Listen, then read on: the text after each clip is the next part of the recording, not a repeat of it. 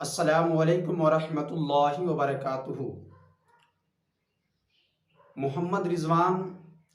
ان کا یہ سوال ہے کہ حضرت امام حسین کا 40واں کب ہے اور کب کر سکتے ہیں اور کرنا کیسا ہے؟ تو انشاءاللہ تبارک و تعالیٰ آج کی اس ویڈیو میں آپ کو یہ بتائیں گے کہ امام حسین رضی اللہ تعالیٰ عنہ کا 40واں منانا کیسا ہے، منا سکتے ہیں یا نہیں منا سکتے ہیں، اور کب ہے، کس تاریخ کو ہے، یہ بھی انشاءاللہ تبارک و تعالیٰ آپ کو کلیئر کریں گے۔ سب سے پہلے آپ یہ جان لیجئے کہ 40واں اسے کہتے ہیں کہ جب کسی شخص کا انتقال ہو جاتا ہے تو اس کے 3 دن بعد، یعنی اگر 10 تاریخ کو انتقال ہوا ہے تو 12 تاریخ کو اگر تیجا کرتے ہیں تو اسے تیجا کہتے ہیں، اور اگر 10 تاریخ کو انتقال کیا ہے اور 20 تاریخ کو 10واں کرتے ہیں تو اسے 10واں کہتے ہیں، اور اگر 30 تاریخ کو 20واں کرتے ہیں تو اسے 20واں کرتے ہیں۔ اسی طریقے سے 40 دن پورا ہونے کے بعد جب 40واں کرتے ہیں تو اسے 40واں کہتے ہیں۔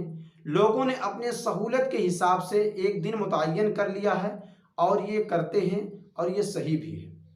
رہی بات امام حسین رضی اللہ تعالی عنہ کا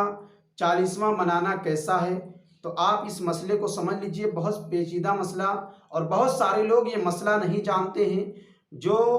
غلط طریقے سے کرتے ہیں اور عیسائیوں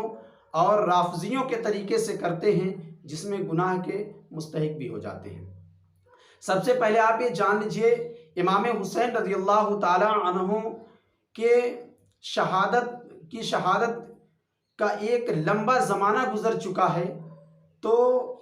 ہمیں اور آپ کو چاہیے، اور ہم اہل سنت والجماعت کا طریقہ ہے کہ ہم امام حسین رضی اللہ تعالی عنہ کو روز ڈیلی ان کے نام سے ایصال ثواب کرتے ہیں اور ان کو ہمیشہ یاد کرتے رہتے ہیں۔ تو ہمیں اور آپ کو یہ نہیں چاہیے کہ امام حسین رضی اللہ تعالی عنہ کی شہادت کا ایک لمبا زمانہ گزر چکا ہے، اور یہ امام حسین رضی اللہ تعالی عنہ کی جو شہادت کے بعد جو رافضیوں کا طریقہ ہو چکا ہے، عیسائیوں کا طریقہ ہو چکا ہے کہ وہ 10 محرم الحرام کے بعد، یعنی 12 محرم الحرام کو تیجا کرتے ہیں، اور 20 محرم الحرام کو 10واں کرتے ہیں، اور 30 محرم الحرام کو 20واں کرتے ہیں۔ اسی طریقے سے 40 دن ہونے کے بعد، یعنی 10 محرم الحرام سے لے کر کے 40 دن جب ہوتا ہے اس کے بعد 40واں کرتے ہیں۔ یہ اہل سنت والجماعت کا طریقہ نہیں ہے۔ یہ عیسائی اور رافضی یہ اپنا ایک معیار یا اپنا ایک طریقہ بنا رکھے ہیں کہ وہ اسی وقت کرتے ہیں جب 10 محرم الحرام آتی ہے، اس کے بعد 2 دن کے بعد، یعنی 12 محرم الحرام کو تیجا کرتے ہیں، اور 20 محرم الحرام کو 10واں کرتے ہیں، اور 30 محرم الحرام کو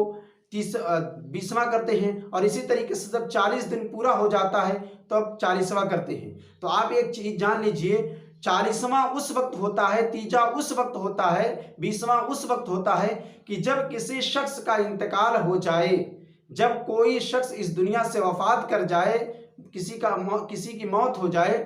تو اس کے 3 دن بعد، یعنی اس کے 3 دن بعد جو کرتے ہیں اسے تیجا کہتے ہیں، اور 10 دن بعد جو کرتے ہیں اسے 10واں کہتے ہیں، اور 20 دن بعد جو کرتے ہیں اسے 20واں کرتے ہیں، اور 40 دن کے بعد جو کرتے ہیں اسے 40واں کہتے ہیں۔ لیکن امام حسین رضی اللہ تعالی عنہ کے شہادت کا ایک لمبا زمانہ گزر چکا ہے، تو اسے ہم 40واں یا تیجا یا 10واں یا 20واں کا نام نہیں دیں، اور یہ اہل سنت والجماعت کا طریقہ نہیں ہے، یہ